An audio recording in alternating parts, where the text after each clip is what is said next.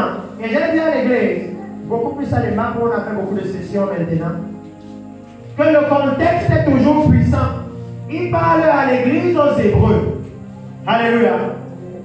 Ça veut dire quoi? Ça veut dire qu'il parle à des gens qui connaissent l'Éternel. Alléluia. Ils connaissent l'Éternel. Comme maintenant, le Seigneur a envoyé un message pour parler à l'église, à des gens qui sont censés connaître le Seigneur. Alléluia. Et vous voyez comment il a dit que nous avons beaucoup à dire là-dessus. Et des choses difficiles à expliquer. Si tu peux me mettre ça dans une autre version, même la version parole de Bible le Seigneur, c'est très puissant là-bas. Nous avons beaucoup à dire là-dessus. Et des choses difficiles à expliquer. Difficiles pourquoi? Parce que vous êtes devenus là à comprendre. Oh oui, et on va aller au cœur. Qu'est-ce qui fait le problème dans l'église maintenant? Pourquoi l'église est en train de bagarrer avec la repentance? Alléluia. Pourquoi l'église est en train de bagarrer avec la repentance? Oui, mes paroles de vie, c'est ça puissant, la parole de vie. Et il dit, vous qui en effet, depuis longtemps devriez être des maîtres, alléluia, des enseignants, des dirigeants, ceux qui conduisent les autres. Vous avez encore besoin qu'on vous enseigne les premiers rudiments des oracles de Dieu. Et nous allons voir c'est quoi ces rudiments. Parce que le Seigneur a dit que dans l'église est tombée, il faut reconstruire. C'est ça qu'il a en train de leur dire. Donc vous avez besoin qu'on reconstruise. Alléluia. Vous avez besoin qu'on recommence encore à la fondation. Et il y a beaucoup de travail dans l'église maintenant. C'est pourquoi le Seigneur appelle tous les pasteurs qui veulent. Alléluia. Il y a beaucoup de travail. Et il dit, vous en êtes venus à avoir besoin de lait et non de nourriture solide. Alléluia. C'est pourquoi j'aime la version parole de vie. Il dit, vous aviez le temps de devenir des mères. Parce que je vais expliquer ça à l'église. Que depuis que Jésus est allé au ciel, jusqu'à maintenant, l'église devrait être le leader des nations. Ils ont eu tout le temps de connaître le Seigneur. Tout le temps de connaître la parole du Seigneur. Il dit non, vous aviez eu le temps, suffisamment de temps. Mais maintenant, au moment où le Messie est en train de venir, le problème c'est que vous avez encore besoin qu'on vous apprenne de nouveau. Que l'église au Cameroun, il disait il y a eu un réveil. Depuis le réveil là jusqu'à aujourd'hui, il y avait le temps pour que l'église devienne mature. Il y avait le temps pour que l'église devienne mature. Mais il dit que depuis le réveil là jusqu'à maintenant, quand on regarde l'état de l'église, elle a encore besoin qu'on lui enseigne les premières vérités de l'enseignement de Dieu. Parce qu'il y a l'injustice dans l'église. Il y a l'immoralité dans l'église. L'église a encore besoin qu'on lui dise les 10 commandements. Les premières vérités, les choses basiques. C'est au niveau où même le pupitre a encore besoin qu'on lui dise que non, pasteur, tu ne peux pas coucher avec la femme d'autrui. C'est à ce niveau-là. Le pupitre a encore besoin qu'on lui dise que pasteur, mais tu ne peux pas te tenir au pupitre et mentir au nom de Dieu. Les premiers rudiments, les choses basiques. C'est ça qu'il est en train de dire. Les vérités, les premières vérités de l'enseignement de Dieu. Il dit, vous n'êtes plus capable de manger de la nourriture solide. Vous avez besoin de lait. Alléluia. Oh oui, ça c'est un très bon moment où on peut avoir une sérieuse conversation. Parce qu'il dit qu'à cette heure-ci, la lumière de Dieu est censée visiter l'église. Alléluia. À cette heure-ci, le cheval pâle est en train de venir dans les nations. Nous avons vu tout ça ici. L'église est censée manger la nourriture solide. Ça veut dire tout ça quand ils voient, ils sortent là et ils révèlent aux autres ce que ça veut dire. Parce qu'eux, ils connaissent ça, c'est déjà dans leur vie. Alléluia. Mais nous sommes au moment où même l'Église n'est pas au courant. Et quand ils voient ça, ils ne comprennent même pas ce que ça veut dire. Donc ils ne sont pas capables de digérer ça. Alléluia. Ils ne sont pas capables de comprendre quel est le message. C'est de ça qu'il est en train de leur parler. Alléluia. Que l'Église en est venue au niveau où on n'arrive même plus à faire la différence entre l'évangile de Jésus et l'évangile de prospérité. Les chrétiens vous disent, tout ça c'est Dieu, non? C'est Dieu. Même si là-bas on vend l'huile, on vend l'eau, n'est-ce pas lui aussi dit que Jésus, c'est Dieu? C'est à ce niveau que l'Église est tombée. Alléluia. C'est à ce niveau. Il dit que non, ils ne sont plus capables. Il dit, pour continuer dans le livre de Hébreu, mais la version parole de vie, c'est très puissant. Il explique maintenant que, oh, quiconque en est encore au lait, verset 13, celui qui continue à boire du lait est un bébé. Il ne peut donc pas discuter de ce qui est juste. Vous voyez le problème? Il ne peut pas discuter de ce qui est juste. Est-ce qu'il se pourrait que c'est parce que l'Église, c'est parce que la prêtrise est encore bébé, qu'il y a tellement d'injustice dans l'Église, qu'il y a tellement de corruption dans l'Église? Alléluia. Parce qu'on va aller profond. Et je vois que le message sera très grand. Parce que nous allons aller arrêt sur image dans le livre de Hébreu chapitre 5, à partir du verset 11. On va aller voir les caractéristiques d'un bébé spirituel. Alléluia. Parce que dans l'Église, la façon dont nous avons vu les choses maintenant, c'est que quand quelqu'un a déjà 20 ans de foi, c'est un papa spirituel. Alléluia. Un papa spirituel qui vit encore dans l'immoralité. Un papa spirituel qui vit encore dans la corruption. Un papa spirituel qui vit encore dans le mensonge. C'est un papa spirituel. Alléluia. Maintenant, allons voir ce que Dieu, lui, il appelle bébé spirituel. Alléluia. Parce que c'est ça le problème. Nous avons renversé le standard de Dieu. Et ça maintenant mis toute l'Église dans la confusion. Le livre de Corinthiens. Parce que nous avons maintenant besoin de restaurer les choses, n'est-ce pas? Le livre de Corinthiens. 1 Corinthiens, je pense au chapitre 3 que nous allons aller. 1 Corinthiens, chapitre 3, tu peux aussi mettre ça ici. C'est très puissant dans la version parole de Dieu. Il dit, pour chapitre 3, à partir du verset 1. Pour moi, frère, ce n'est pas comme à des hommes spirituels que j'ai pu vous parler, mais comme à des hommes charnels. Alléluia. Ici, il parle à l'Église. Pour moi, frères et sœurs chrétiens, je n'ai pas pu vous parler comme à des personnes qui ont l'Esprit Saint.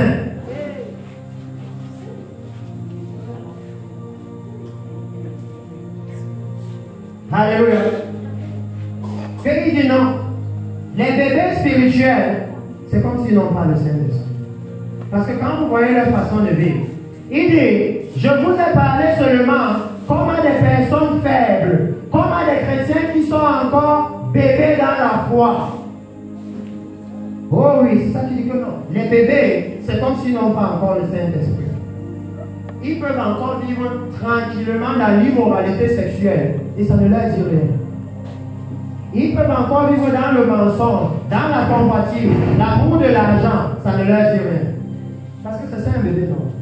Un bébé peut faire les seins sur lui, continuer à jouer. Où est le problème? Il n'est pas conscient. Alléluia. Il n'est pas conscient. Et il continue en disant, je vous ai donné du lait, le même lait dont on parle là-bas, et non de la nourriture solide, car vous ne pouviez pas la supporter, et vous ne le pouvez pas même à présent, parce que vous êtes encore charnel. Alléluia. Le Seigneur dit que le bébé spirituel, le bébé dans la foi, c'est celui qui est encore charnel. C'est celui que sa chair domine encore. Et vous pouvez aller dans Galates chapitre 5 et lire les œuvres de la chair. Il est en train de dire que la croissance spirituelle ne dépend pas du nombre d'années que tu as déjà fait dans l'église. Le royaume des cieux, c'est un autre royaume. Dans le livre de Job, il dit que la sagesse ne dépend pas du nombre d'années. Mais c'est l'Esprit de l'Éternel qui met la sagesse dans le cœur de l'homme. Alléluia. Que la croissance spirituelle ne dépend pas que non, je suis dans la chorale depuis 10 ans. Alléluia. Quelle est la qualité de ta vie? Alléluia. C'est ça qui détermine la croissance. Parce qu'il dit ici que non. À présent, même vous ne le pouvez pas parce que vous êtes encore charnel. Et regardez ce qu'il décrit. En effet, puisqu'il y a parmi vous de la jalousie, des disputes, n'êtes-vous pas charnel et ne marchez-vous pas selon l'ordre? Est-ce que ce n'est pas ça qui est dans l'église maintenant? Est-ce que ce n'est pas ça qui a divisé toute l'église en morceaux maintenant? C'est la jalousie. Ce sont les disputes, les querelles, même au pupitre. Parce que la division vient toujours du pupitre. L'impossibilité pour les pasteurs d'avoir un leadership. Tout le monde veut le leadership. Et dans ce séminaire, nous allons parler du leadership. Alléluia. Parce qu'il y a besoin d'une restauration dans le leadership. La raison pour laquelle l'église est tombée, c'est qu'on n'a plus un leadership dont le Seigneur témoigne. Oh oui. Parce que dans la Bible, c'est quand Moïse était au leadership, alléluia, même quand tout le peuple était contre lui, la lumière de Dieu venait, il l'imposait. Est-ce que nous avons encore ça dans l'église? Aujourd'hui, c'est simplement des discussions théologiques. Moi, je pense que la Bible dit que nous, on veut le Dieu de la Bible, qui était capable de montrer la direction. Nous avons perdu ce leadership. Quand il n'avait pas de direction, il pouvait aller et dire non, allons voir les apôtres. Et la direction des apôtres, c'était la direction de l'église. Est-ce que ça existe encore dans l'église? Ce sont seulement des titres qu'on parle comme ça. L'autorité qui va avec a disparu. Amen. Le témoignage de Dieu qui va avec a disparu. Amen. Oh oui! C'est pour ça que le Seigneur dit que mes fils m'ont abandonné. La maison est tombée. Il dit que maintenant il n'y a plus de fils. Il y a les bébés dans l'église. Les choses élémentaires de Dieu, les choses rudimentaires, les choses basiques, ils ne connaissent plus. Ils ont besoin qu'on recommence là-bas. Alléluia. J'espère que vous et moi, surtout les pasteurs ici, on peut voir la quantité de travail qu'il y a. Parce qu'il faut rebâtir dans l'église la crainte de Dieu. Il faut rebâtir dans l'église la justice et la droiture. Aujourd'hui, la justice n'est plus une valeur des chrétiens. Parfois même, ce sont les non-chrétiens qui viennent nous réprimander. Alléluia. Pourtant, c'est nous qui sommes censés être l'appui et la colonne de la vérité. Mais vous vous étonnez qu'au public, on ment. On ment. Et il dit, nous repartons dans Hébreu. Parce que je voulais que là-bas, dans Corinthiens, on voit qu'est-ce que le Seigneur, lui, il appelle. Alléluia. Un bébé spirituel. Pour que vous voyez comment il dit aux Corinthiens que depuis tout, aux Hébreux, pardon, que depuis tout ce temps-là, vous étiez censés devenir des mères. Vous étiez censés devenir matures. Mais malgré 10 ans dans l'église, vous êtes toujours bébé. On doit toujours vous dire que ma soeur, pardon, ne viens pas montrer ta poitrine dans l'église. On doit toujours vous dire que pardon, couvre-toi bien. N'a même pas l'immoralité sexuelle, n'a même pas les autres à te convoiter. On va toujours vous lire le passage qui dit que si un homme vous regarde et vous convoite, il a déjà péché. On va toujours rappeler à l'église que si vous êtes un objet de scandale pour l'autre, vous-même, vous n'allez pas entrer au royaume des cieux. Le standard de la sainteté de Dieu, c'est toujours incompris depuis 20 ans dans l'église. On ne comprend pas. Parce qu'il dit à Hébreu que c'est ça leur problème. Ils n'ont pas compris le rôle de la prêtrise. Que la prêtrise est là pour offrir les sacrifices pour le péché. Que même la chorale, ils ne sont pas là pour une adoration. Que après ça, vous voulez aller en boîte de nuit. Ils sont là pour une adoration qui vous fait méditer sur vos péchés, méditer sur Dieu et commencer à vous repentir. C'est le rôle de la prêtrise. Mais nous avons embrassé l'adoration où on danse, on célèbre, on joue seulement. Mais la conscience de Dieu a quitté l'Église. Et il dit ici, dans le livre d'Hébreux, nous continuons. Je n'ai pas le temps. Il dit, verset 13, Hébreux chapitre 5, verset 13. Or, quiconque en est au lait n'a pas l'expérience de la parole de justice, car il a un enfant. Celui qui continue à boire du lait, c'est un bébé. Il ne peut donc pas discuter de ce qui est juste. L'Église, par exemple, maintenant, ne peut pas discuter de ce qui est juste, n'arrive pas à conduire la nation dans la voie de la justice. L'Église n'arrive pas à dire à la nation que notre problème c'est le péché, il faut qu'on se réponde. L'Église est en train de dire, le problème c'est tel président. Le problème c'est l'alliance de ceci. Le problème c'est cela. Le problème c'est ceci. Nous ne connaissons plus la justice de Dieu. Nous avons oublié les voies qui mènent à la justice. Ils ne peuvent pas discuter de ce qui est juste. Ils ne peuvent pas aller dans les Écritures et voir qu'est-ce que Dieu déclare juste, c'est ça qu'il faut faire. Et il continue en disant, mais la nourriture solide est pour les hommes faits, pour ceux dont le jugement exercé par l'usage à discerner ce qui est bien de ce qui est mal. Par contre, la nourriture solide est pour les adultes. Par leur expérience, ils ont entraîné leur conscience à faire la différence entre le bien et le mal. Parce que leur conscience est entraînée, ils ne viennent pas prêcher la prospérité.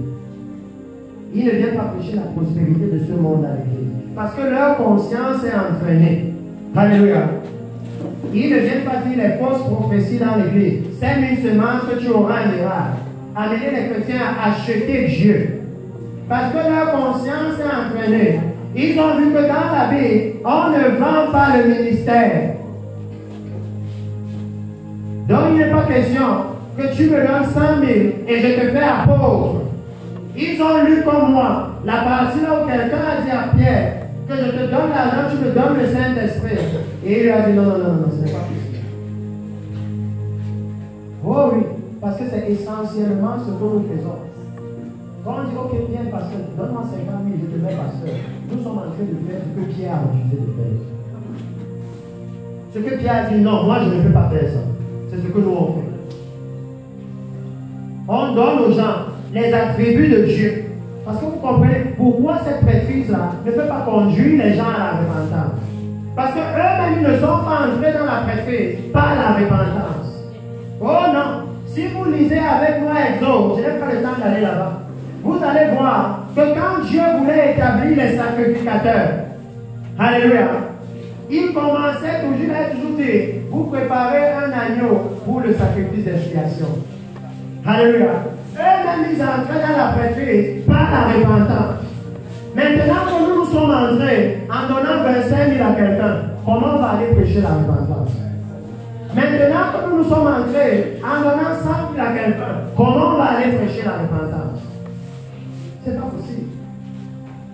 Parce que nous-mêmes, comme Jésus a dit, que non, le voleur, lui, il entre par la fenêtre.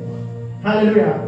Lui, il est venu, il est entré par la porte. Lui-même, il est allé au baptême de la repentance de Jean-Baptiste. Il n'a pas acheté. Alléluia. Il dit que c'est ça le souci de l'église maintenant. Pendant qu'on cherche l'ennemi dehors, chez les sorciers, chez les marabouts, le voleur est dans l'église, le loup est dans l'église. C'est celui-là qui est entré par la fenêtre. Alléluia. Il est dans l'église. Son problème, ce sont les poches des chrétiens. C'est de savoir quand est-ce qu'il touche le salaire. C'est là où on organise un programme où tout le monde va venir s'aimer. Et il dit non.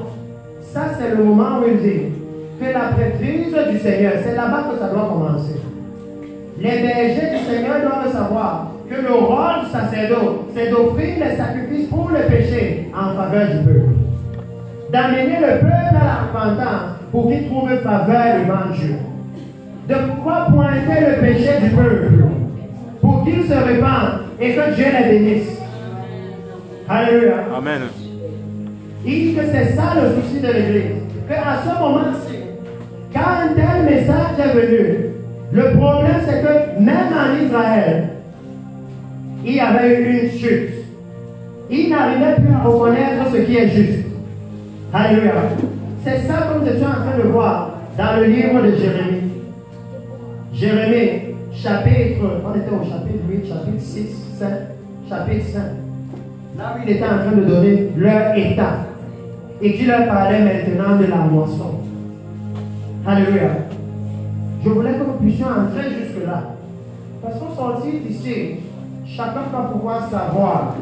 La parole de Dieu vient afin que chacun puisse voir quelle est ma position devant le Seigneur. Et si je vois que ce n'est pas bien, je peux me repentir. Alléluia. Dieu ne rejette jamais un cœur meurtri, un cœur contrit, un cœur qui s'humilie. Alléluia. Il ne rejette jamais. Parce qu'il dit ici que regardez, versets 24 à 25. Pourquoi est-ce qu'il n'y a pas le réveil dans l'église? Alléluia.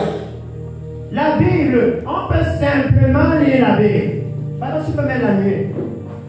Il dit, ils ne disent pas dans leur cœur, craignons l'Éternel notre Dieu, qui donne la pluie en son temps, la pluie de la première et de l'arrière-saison. Alléluia. Et je vous ai expliqué ici que cette pluie dépendait effectivement de la crainte que le peuple avait de Dieu. Si vous voulez, vous pouvez lire ça, je pense, dans le livre de Deutéronome, chapitre 11. Quand le Seigneur les sort d'Égypte, il a dit que maintenant, si vous écoutez ma parole, si vous pratiquez mes commandements, je vous enverrai la pluie en sa saison. Alléluia. Il est clair.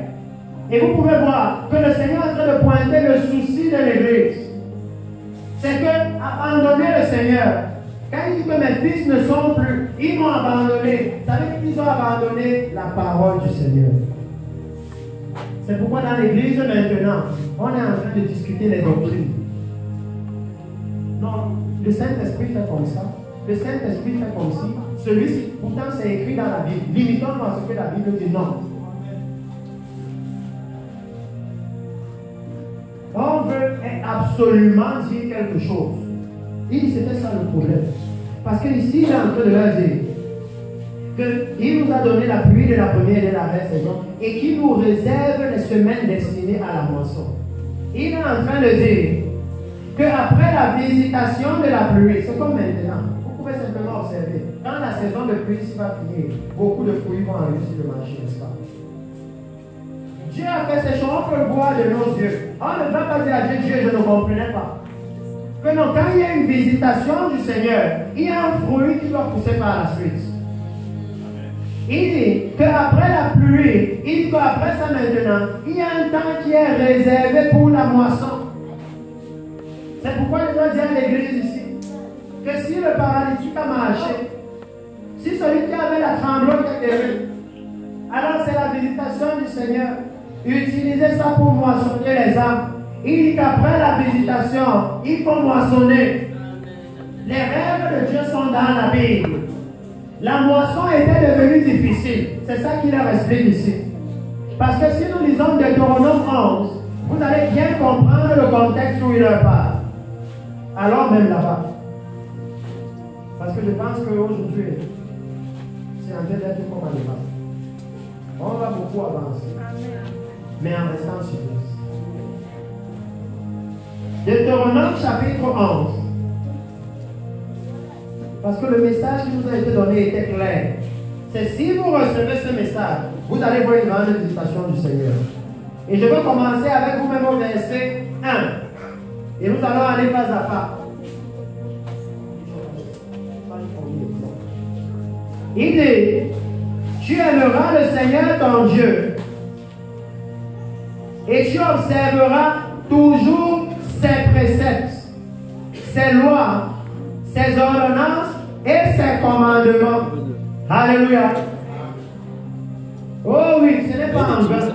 Parce que si on a le temps de repartir dans Jérémie aujourd'hui, mais même demain nous serons là-bas, vous allez voir qu'un grand problème que Dieu avait avec le peuple, c'est qu'ils préféraient suivre leur propre voie. C'est le problème qu'on a dans l'église. Oh oui. Il dit bien que suivre les lois de l'Éternel, ses ordonnances, ses commandements. Alléluia. Et il dit au verset 2, reconnaissez aujourd'hui ce que n'ont pas pu connaître et voir vos enfants, les châtiments de l'Éternel votre Dieu, sa grandeur, sa main forte et son bras étendu. Alléluia. J'aime cet évangile de la repentance parce que c'est basé sur les faits. Parce que nous sommes venus ici et l'église ici a vu les jugements, les tremblements de terre, les inondations. Alléluia. Ça veut dire que pour vous, le passage que je suis en train de lire ici, ce n'est pas une histoire. Ce sont les faits que vous montrez. La parole de Dieu est devenue vivante. Alléluia. Que le Seigneur est en train de vous dire ici qu'avant que j'arrive, le bishop allait s'en montrer le jugement à Taïwan. Comment le Seigneur leur a dit, à cause du bouddhisme, il y aura un tremblement de terre. Et ce que vous allez voir à la télé, c'est un bâtiment qui va se plier comme ça, mais qui ne tombe pas. Alléluia. Il a mis plusieurs jugements, plusieurs. Et le Seigneur dit maintenant dans la Bible, je vous le dis, quand c'est le Seigneur qui parle, la Bible est la balance. Alléluia. Vous allez dans la Bible, vous trouvez ça là-bas. Il n'y a pas de confusion. Il n'y a pas de confusion. Quand le Seigneur parle vraiment, il n'y a pas de confusion. Il n'y a pas de discussion de doctrine. Parce que quand il parle, il est capable de venir attester sa parole. Oh oui, il est capable de venir et de lever un paralyse. Vous vous dites, ok, voilà ça. C'est ça. Voilà le bon chemin. Alléluia. Il dit, reconnaissez aujourd'hui ce que n'ont pas pu connaître vos enfants, les châtiments de l'Éternel. Alléluia. Votre Dieu, sa grandeur, sa main forte et son bras étendu, ses signes et ses actes qu'il a accomplis au milieu de l'Égypte, contre Pharaon, roi d'Égypte, et contre tout son pays. Alléluia. Et vous pouvez voir que le Seigneur est vraiment en train d'agir contre le monde. Oh oui, ceux qui ne voient pas, la guerre en Russie vous montre que l'établissement du monde, ce que le monde a établi pour régir la paix, n'a aucune puissance de préserver la paix. Regardez la Centrafrique, regardez le Cameroun, regardez en Ukraine. Où est la paix? Que cette plateforme mondiale, l'ONU, le ceci, qui n'arrive pas. Mais la Bible dit que pour nous, l'Église, nous avons le prince de paix. Que quand Dieu va venir, son règne, ce sera la paix sans fin. Il y aura tellement la paix que la Bible dit que le bébé va même mettre la main dans l'antre du cobra. Il ne va pas le mort.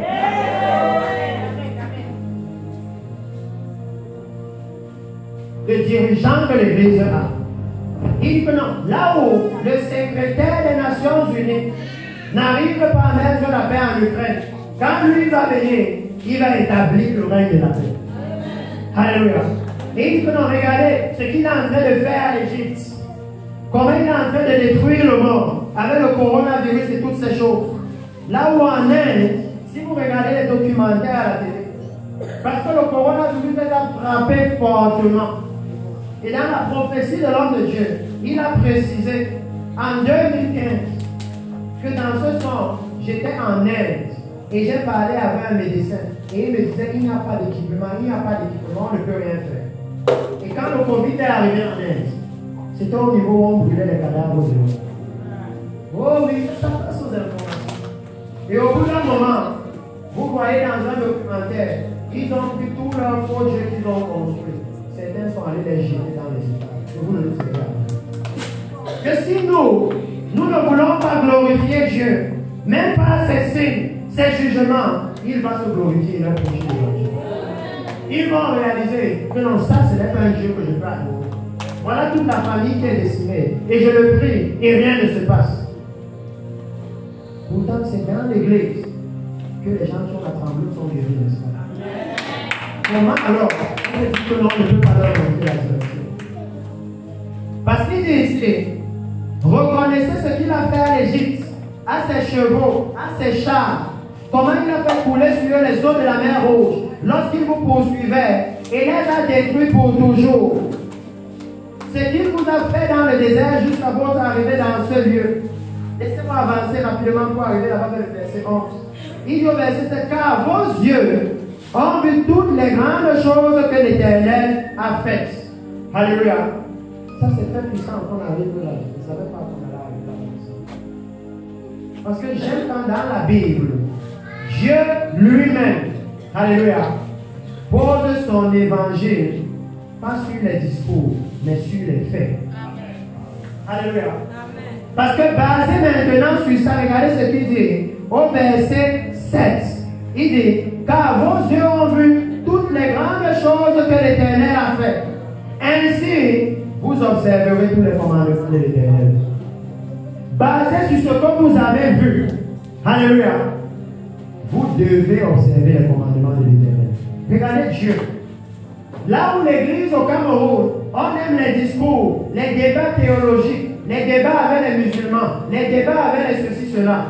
Dieu dans la Bible lui dit que je vous demande d'observer ma parole, pas basée sur les discours et les discussions, basée sur les actes.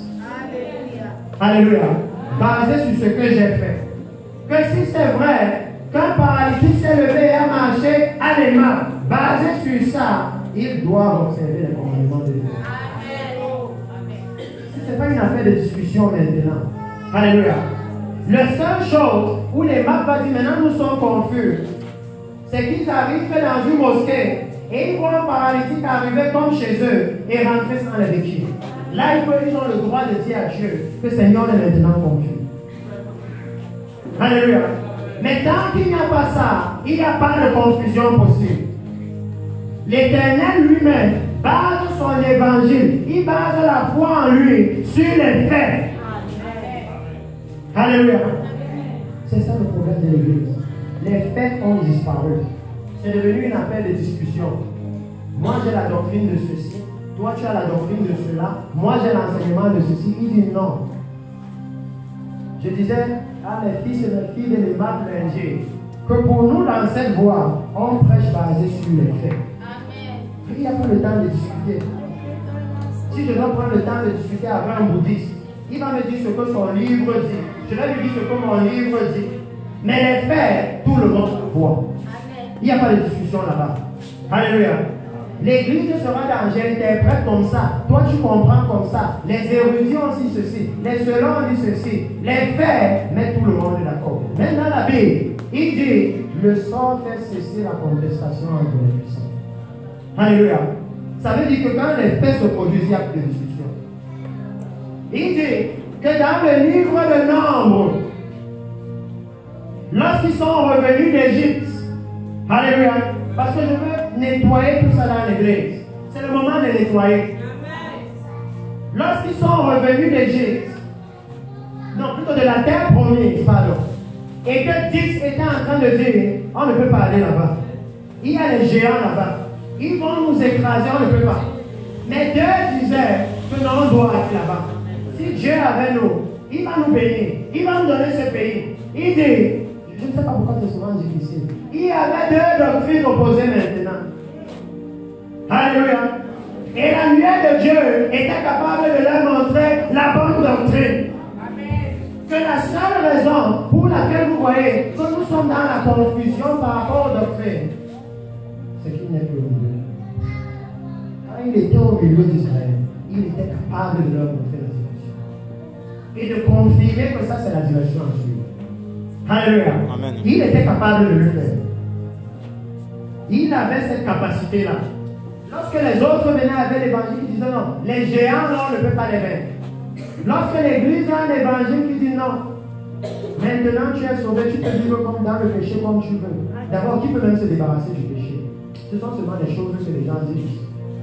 Il dit non, le Seigneur vient maintenant confirmer que par la repentance, le pardon des péchés est possible. Par la repentance, il a la capacité d'effacer le péché. Alléluia. Il vient maintenant établir que là où on parlait de sème une semence, vend un peu d'eau ici, vend un peu d'huile là-bas. Lui vient maintenant et il dit non. La repentance, c'est ce que moi j'appelle. Avec les faits, pas avec les débats de théologie. Alléluia. Oh oui, il dit que c'est le moment de mettre la théologie dehors. Et de vivre avec Dieu. Alléluia. Non. Si vous êtes avec Papa Jean ici, vous n'allez pas aller étudier Papa Jean. Non. C'est en vivant avec lui que vous le connaissez. C'est en vivant avec lui que vous le connaissez. Vous ne pouvez pas aller étudier et maintenant dire non, tu connais Papa Jean. Vous devez vivre avec lui. Vous devez avoir le vécu, l'expérience de qui est Papa Jean. Alléluia. Et comment s'il est notre Père, qui jamais parmi nous va dans une école pour qu'on apprenne à connaître son Père? Qui jamais fait ça? Il dit que basé sur ça, car vos yeux ont vu toutes les grandes choses que l'Éternel a faites. Ainsi, vous observerez les commandements que je vous prescris aujourd'hui, afin que vous ayez la force de vous emparer du pays.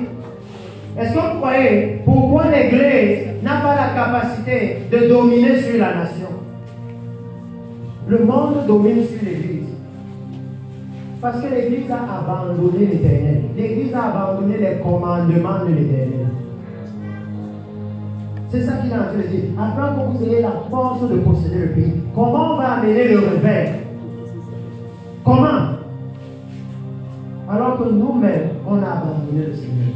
Et que lui dit dans sa parole, ce n'est pas par vos forces, ce n'est pas par votre puissance, ce n'est pas en créant la doctrine de ceci, ce n'est pas en vendant l'eau, l'huile, le sel. Regardez, toutes ces choses sont temporaires. On commence à la mode et après il faut créer autre chose. On commence à la mode et après il faut créer autre chose. Toujours plus imaginatif pour voler l'argent des gens à l'église. Alléluia. Mais il dit que non. Dans la Bible, il nous promet qu'il y a un royaume. Que quand ça vient, ça s'établit. Et ça demeure éternellement. C'est ça qu'il faut prêcher. Alléluia. C'est ça qu'il faut prêcher. Parce que vous voyez, le Seigneur dit que alors vous aurez la force de vous emparer du pays où vous allez passer pour en prendre possession. Et vous voyez maintenant, allons directement. J'ai envie d'aller par peut-être même pour conclure ici pour vous.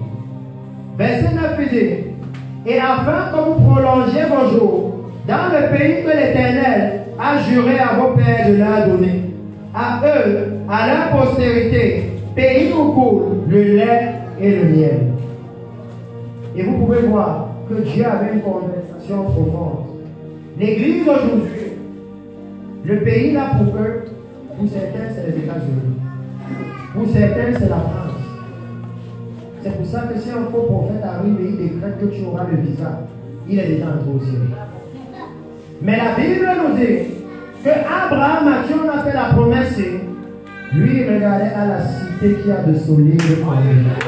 Les fondements. Pour l'Église aujourd'hui, non, la cité là, c'est la maison de deux niveaux. Il a vu que l'argent est en train de venir pour que je construise ça. Il dit non. Pour Abraham, quand le Seigneur lui parlait de là où le lait et le miel coulent, Abraham lui voyait la Jérusalem. Alléluia. Aujourd'hui dans l'église, combien de chrétiens ont encore dans leur cœur la nouvelle Jérusalem? L'évangile de prospérité est venu et ça a tout balayé de ça. Le monde est maintenant dans le cœur des chrétiens. C'est pourquoi même les bénédictions, on quantifie ça sur le nombre de choses du monde qu'on a. C'est là qu'on détermine qu'on est béni. Si on a une bonne voiture, une bonne maison, on quantifie même l'onction avec. J'ai beaucoup d'onction si j'ai déjà 4 voitures. La 5e voiture, ça montre que je suis déjà à la double portion.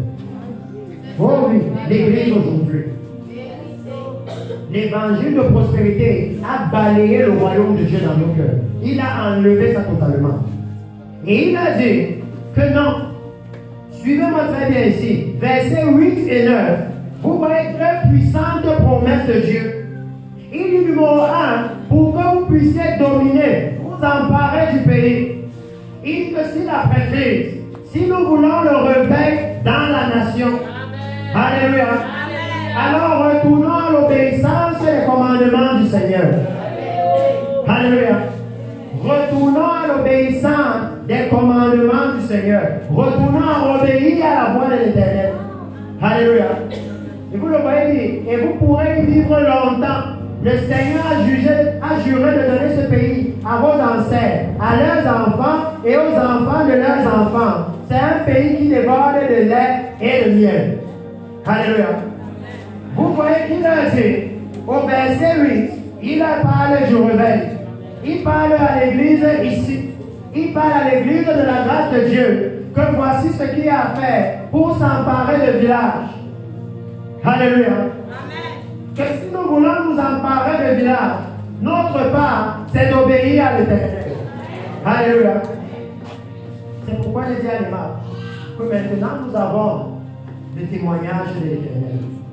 Quand ils avaient le témoignage de l'Éternel, tout est dans la Bible. Ce qu'ils avaient à faire, c'était de faire le tour de Jéricho 7 fois et les nuits tombaient. J'ai dit à l'imam que maintenant vous avez le témoignage de l'Éternel.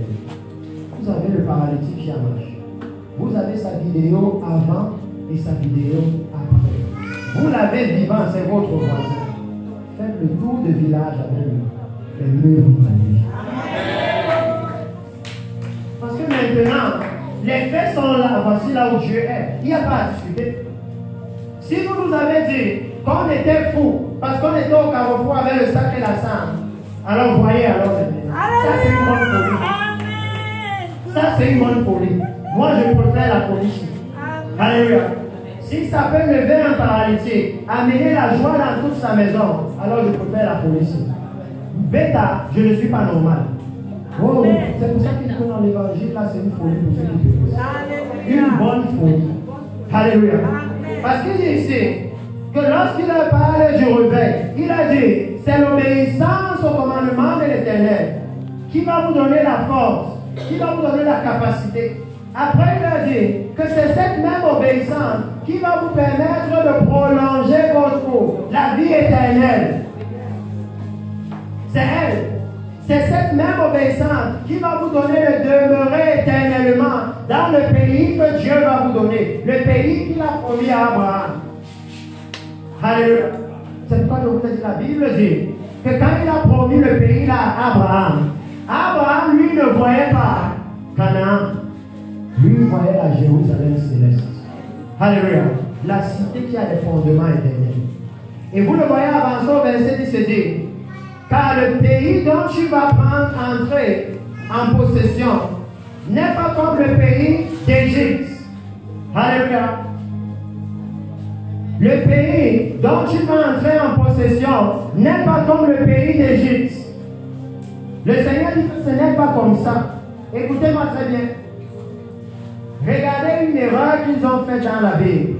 Pour que je vous explique, j'illustre un peu. Et vous pouvez voir, le message est dans la Bible. Je viens inviter les pasteurs. Prêchons la Bible. Ne prêchons pas les théories, les théologies de la Bible. Alléluia.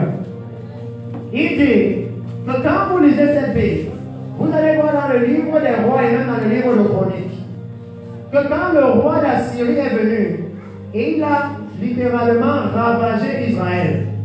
Alléluia. Après, il a commis une erreur monumentale.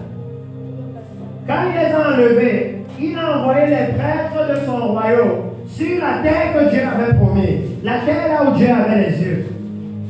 Et le problème, c'est que chaque fois qu'ils essayaient d'adorer, les lions venaient les dévorer. Chaque fois qu'ils adoraient leur Dieu, jusqu'à ce qu'ils réalisent qu'il y a un problème.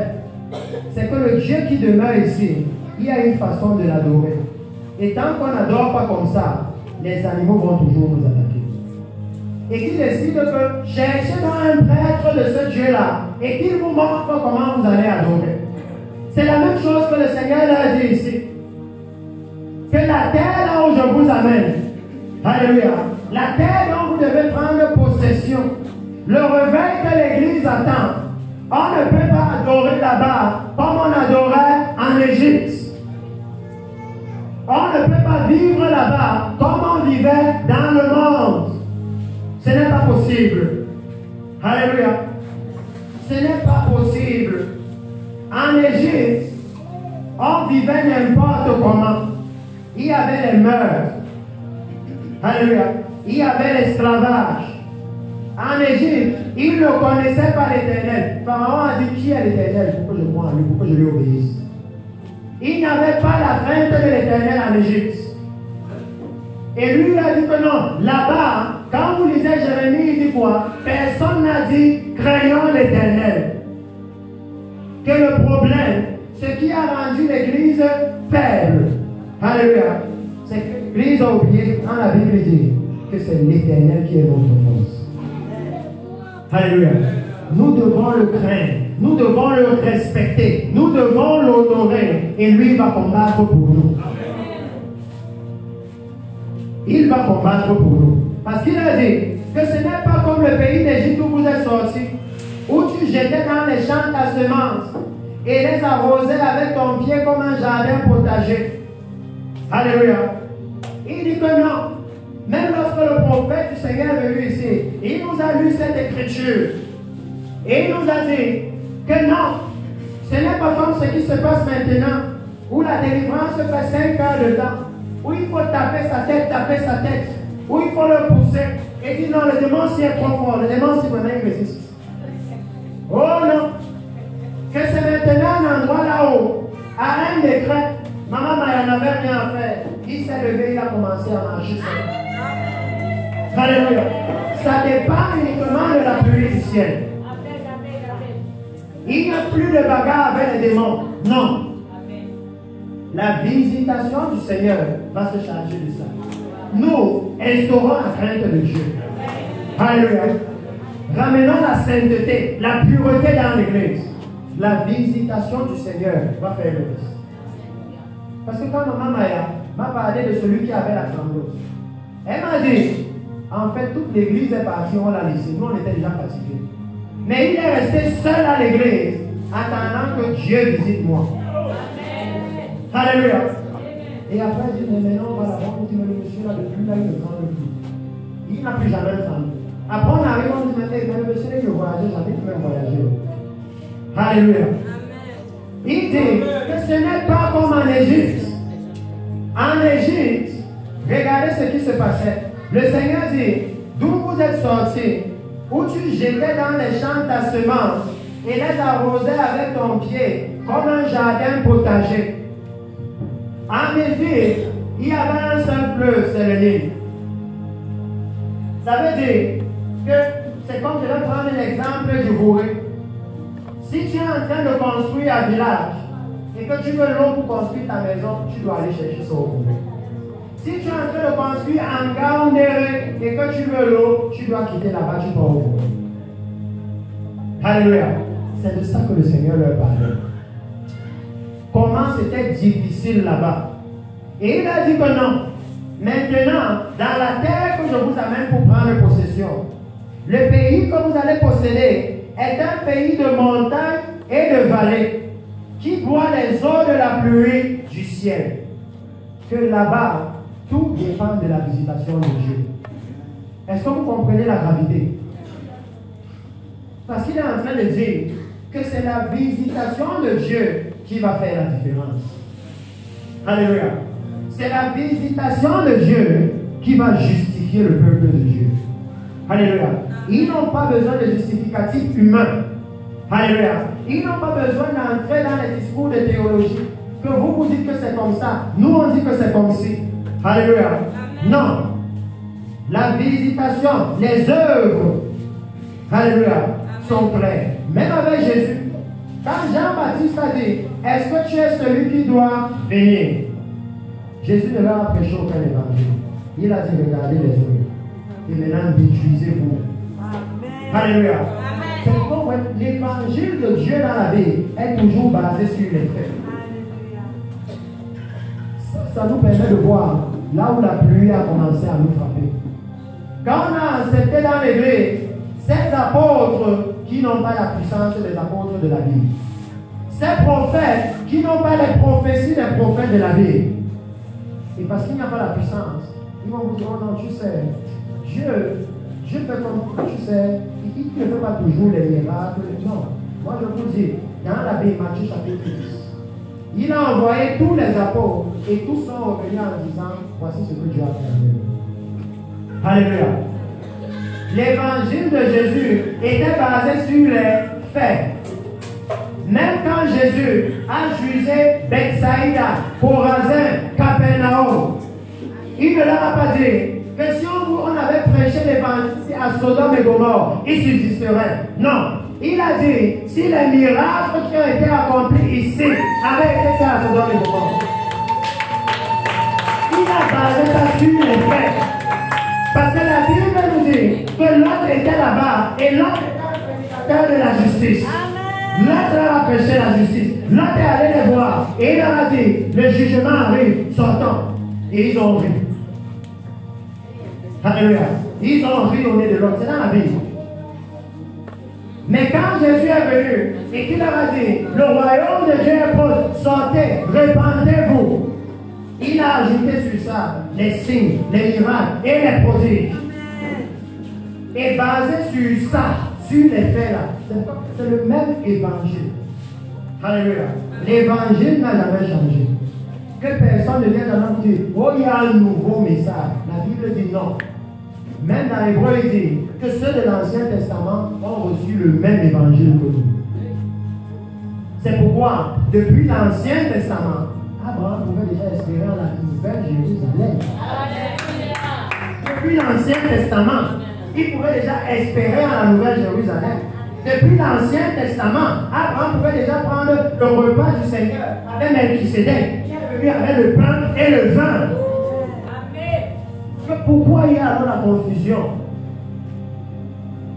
C'est le même évangile que l'obéissance à la parole de Dieu a toujours été le cœur de la volonté de Dieu.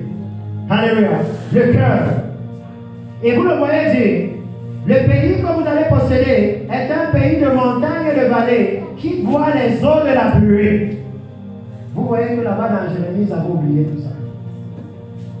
C'est pourquoi il a dit l'évangile de prospérité à tout laver. Parce que demain, nous allons voir que pourquoi est-ce qu'ils ont oublié ça?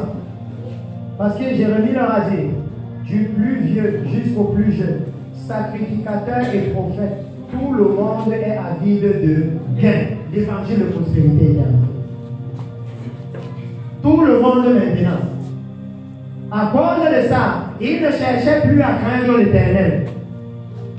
Les choses du monde, c'était maintenant ce qui dirigeait leur vie.